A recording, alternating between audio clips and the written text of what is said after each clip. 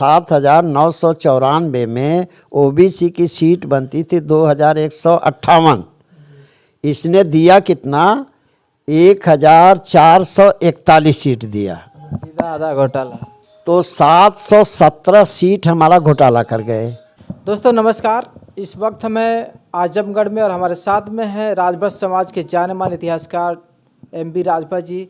आज हम बात करेंगे जिस तरीके से अभी उत्तर प्रदेश में एक लेखपाल की भर्ती हुई है, उसमें क्या माहौल रहा है, इस विषय पे चर्चा करेंगे। जिस तरीके से सुनने में आ रहा कि उसमें बहुत सारे घोटाले भी हुए हैं, तो किस तरीके से वह ये हम पूरी जानकारी जानेंगे। सर स्वागत है। बहुत बहुत धन्यवाद आपको संतोष जी। ये उत्तर प्रदेश सरकार ने एक नोटिफिकेशन जारी किया कि लेखपाल की भर्ती होगी, जिसका पद था 7,000 के लगभग उसकी भर्ती हुई 7,994, और उसके लिए निकाला, सारी प्रक्रियाएं पूरी की जो उसकी थी। और उसमें जब रिजल्ट आया तो ओबीसी को उसमें हिस्सा बनता था 2,158, यानी 7,994 में ओबीसी की सीट बनती थी 2,158। इसने दिया कितना? 1,441 सीट दिया, सीधा आधा घोटाला। तो 717 सीट हमारा घोटाला कर गए। जब ये बात सामने आई तो सारे लोगों में कुलबुल चालू हो गई। ओम प्रकाश जी ने एक लेटर लिखा, सुहेल देव भारतीय समाज पार्टी के नेता ने एक लेटर लिखा योगी आदित्यनाथ को कि ओबीसी के साथ बहुत बड़ा लूट हुई है, उनके साथ बहुत बड़ा घोटाला किया गया, अन्याय किया गया। योगी सरकार ने जैसे शिक्षक भर्ती में किया था, ठीक वैसा ही इसमें भी लीपापोती कर रहे हैं, और मुझे नहीं लगता कि ये फिर से कुछ हो पाएगा। इस तरह से हमारा जो हिस्सा होता है वो खा रहा है, बड़ी जाति के लोग खा रहे हैं, और हमारे लोग एकदम निठल्ले होकर घूम रहे हैं। नेता लोग नेतागिरी कर रहे हैं। तो सरकार की नीति और नीयत में दोनों में खोट है। सरकार एक तो हमको आरक्षण नहीं दे रही है, और अगर कुछ भर्ती निकालती है तो उसमें इतने बड़े बड़े इनके नौकरशाह सब बड़ी जाति के लोग बैठे हैं ऑफिसों में, इतना बड़ा घोटाला कर लेते हैं। शिक्षक भर्ती में जो 69,000 शिक्षक की भर्ती थी, उसमें कितना बड़ा घोटाला हुआ, आज तक वो क्लियर नहीं कर पाई सरकार। और दूसरा लेखपाल का निकाल दिया तो इसमें भी इतना बड़ा घोटाला हो गया।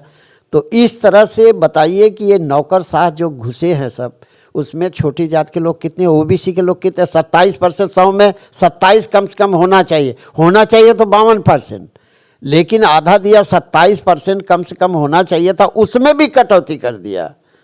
तो हमारे साथ कितना बड़ा हमारे लोगों के साथ में घोटाला हो रहा है। और राजभर समाज, जहाँ तक राजभर समाज की बात है, 7,000 में कम से कम हमारे 50-60 तो होने चाहिए थे, हमारा हिस्सा बनता है।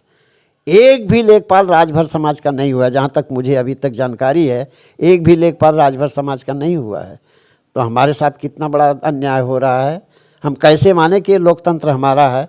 ये तो लूट तंत्र हो गया है, लोकतंत्र नहीं है। इस तरह से हमारे समाज को जागरूक करने के लिए नौजवानों को आगे आना चाहिए, गांव-गांव में मीटिंग पंचायत होने चाहिए। सभी को ये सब जानकारी कहाँ से होएगी अगर हम नहीं करेंगे? पेपर मीडिया सब उनका कब्जे में है, सोशल मीडिया में बहुत से लोग मोबाइल रखे हैं, लेकिन उसमें उतना इंटरेस्ट नहीं है। तो समाज जब तक जागरूक नहीं होगा, अपने हिस्से के लिए कैसे लड़ेगा? वह कहा लो कि मछली मारे जा, 4 जने मछली मारे गैला जाल लेके, जितनी मिलल तो बराबर बराबर बाँटी है न चारों, कि एक आदमी ज़्यादा ले ले, बाकी दूसरे के पाए ना कहे तो जाल ले ला तू जा, तो बाद में मिली, तो ये के थोड़ा चला ला। तो ये सरकार ने हमारे साथ में बहुत नाइंसाफ़ी कर रही है। और हमारा समाज जब जागरूक हो जाएगा, ताज्जुब है कि हमारा समाज जागरूक नहीं हो रहा है। जिस दिन जाग जाएगा उस दिन सड़कों पर खड़ा होकर के ले लेगा, वो अपने बल पे ले लेगा। पहले कंपैरिजन में देखेंगे तो पिछले 5-10 सालों में काफ़ी ज़्यादा जो राजभर समाज है जागरूक हुआ है। मुझे तो नहीं लगता बहुत बड़ा जागरूक हुआ होता। तो इस पर कहीं मीटिंग पंचायत आपने सुना? कहीं कोई चीज़ सुना आपने? या नवयुवकों की कहीं मीटिंग पंचायत सुना कि यार लेखपाल की भर्ती है, चलो हमको भी भरना, हमको भी करना है, कितने हो गए? कहीं कोई सरकारी नौकर बन रहा है राजभर सुना किसी गांव में? तो कहाँ जागरूक है। हाँ, थोड़ा मोड़ा जो है वो पॉलिटिक्स वाले, असल में राजभर बस्ती भी तो कई पार्टियों में बंटी है।